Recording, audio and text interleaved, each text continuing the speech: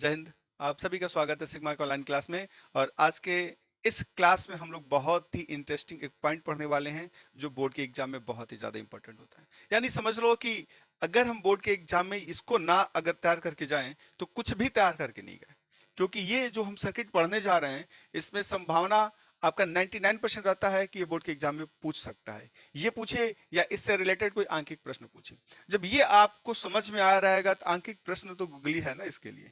चलो तो इसको देखते हैं कि हमारे पास क्या है, कोई एलसीआर सर्किट है, यानी कि एक ऐसा सर्किट है जिसमें प्रेरकत्व लगा है, संधारित्र लगा है और एक प्रतिरोध लगा है। ठीक है, तो हम एक एलसीआर सर्किट पहले बना लें।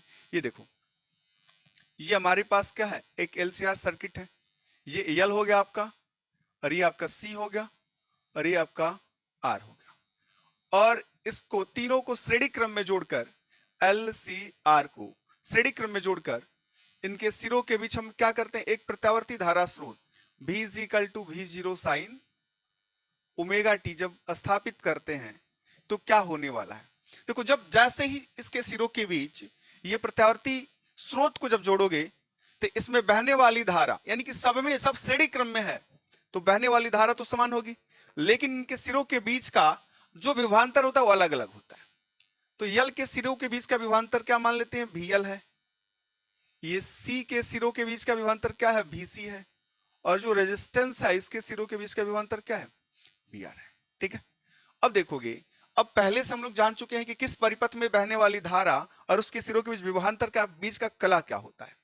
अब देखोगे कि अगर यहां से एक ग्राफ देख लें इसके लिए, चलो देखो, ये देखो, ये आपका टाइमिंग होगा। ठीक है, अब देखो इसका ग्राफ अगर देखो तो ये बहने वाली धारा है आपकी।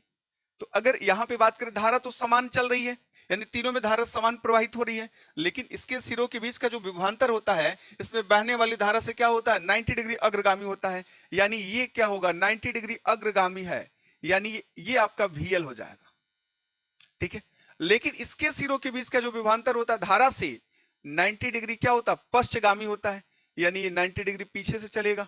लेकिन इसमें जब प्रतिरोध की बात करेंगे तो प्रतिरोध में धारा और उसके सिरों का विभवांतर का जो कला होता है समान होता है, यानी हम बात कर सकते हैं ये आपका क्या होगा, VR होगा। क्लियर।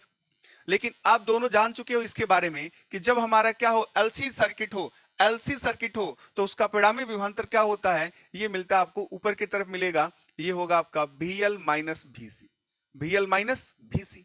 क्लियर। तो जब VL माइनस VC हो गया तब इन तीनों के बीच का परिणामी विभवांतर ज्ञात करें तो ये आपका परिणामी विभवांतर देगा V, और परिणामी विभवांतर होगा क्या, यहां से देखोगे, अगर मान लेते हैं कि परिणामी विभवांतर और इसके बीच का कला क्या है, परिणामी विभवांतर और बहने वाली धारा जो होती है उसके बीच का कला क्या है, यहाँ पे फाई ले लें। तो अब ये देखो, ये पॉइंट ले लो, O ले लेते हैं, A पॉइंट ले लें, इसको P ले लेते हैं, तो एक आपका वहां पे एक त्रिभुज बना।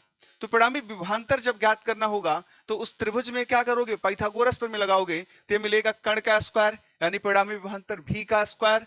क्लियर।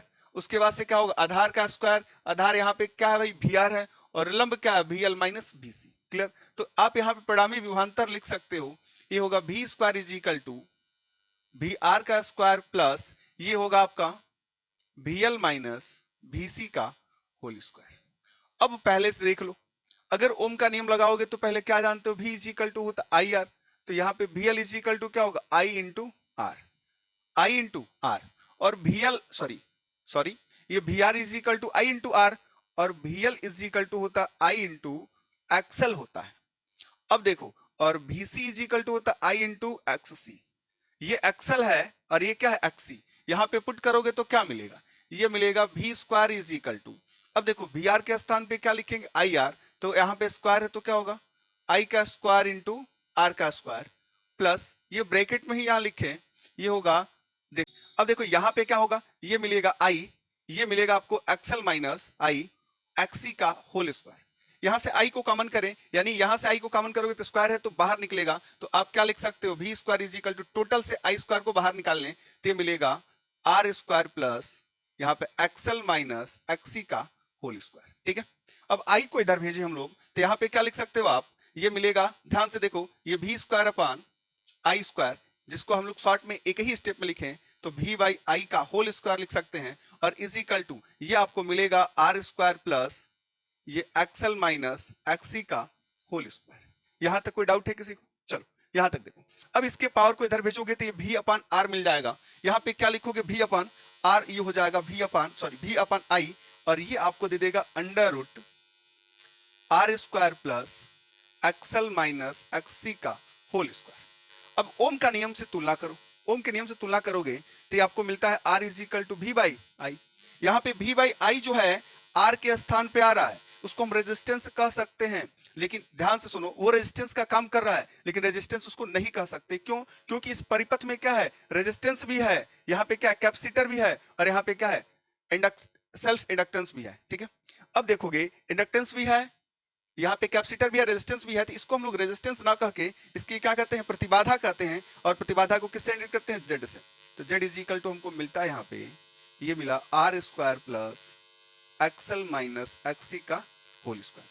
और एक्सएल का वैल्यू होता है, एक्सएल का सिर्फ बता रहे हैं, आई तो रहेगा आपका, चलो हटा देते हैं, और एक्सएल का जो वैल्यू होता है ये होता है ओमेगा एल, और एक्ससी का वैल्यू होता है 1 अपान ओमेगा सी। अगर इसको पुट करते हो तो ये प्रतिबाधा हो जाएगी कितनी? आर स्क्वायर प्लस ये हम लिख सकते हैं omega L minus 1 upon omega C का होल स्क्वायर। क्लियर? जैसे जहां आए उस प्रकार से हम इसको क्या कर सकते हैं? यूज कर सकते हैं। ठीक है, यहां तक कोई दिक्कत है किसी को? चलो यहां तक कोई दिक्कत नहीं है, तो अब आगे हम देखें कि यहाँ पे कलांतर की बात कर रहे थे, तो अगर परिणामी विभवांतर और इसमें बहने वाली धारा जो है उसके बीच का कलांतर कितना? फाई है। तो हम यहाँ पे क्या लिख सकते हैं? इसमें अगर हम tan फाई लगा दें तो tan फाई बराबर क्या होता है? ये लंब।